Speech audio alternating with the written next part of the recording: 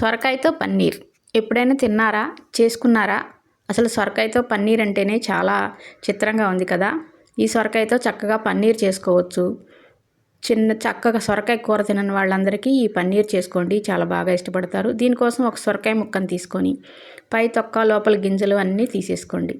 తీసుకొని వీటిని చిన్న ముక్కలుగా కట్ చేసుకోండి. దీనికంటే ముందు 6 గంటల సేపు కాబూలీ శనగల్ని నానబెట్టుకోండి. నానబెట్టుకున్న కాబూలీ శనగలు ఈ ముక్కకి 1 టీ గ్లాసు శనగలు, నానబెట్టిన శనగలు వేసుకొని 2 స్పూన్ల కార్న్ఫ్లోర్ వేసుకోండి.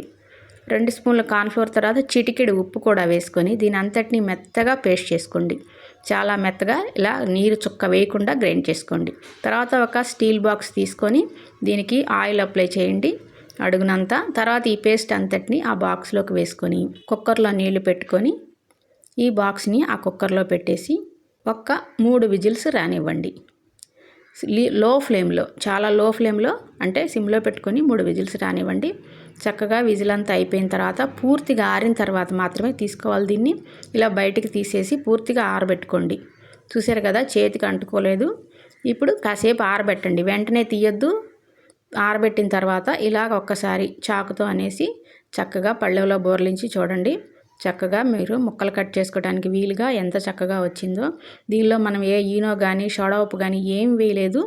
మీరు కాబూలీ శనగ వేసుకోకపోతే కనుక శనగపిండి వేసుకోండి. శనగపిండి ఇష్టపడిన వాళ్ళు కాబూలీ శనగ ఏదో ఒకటి వేసుకోండి. చూడండి ఎంత బాగా వచ్చిందో.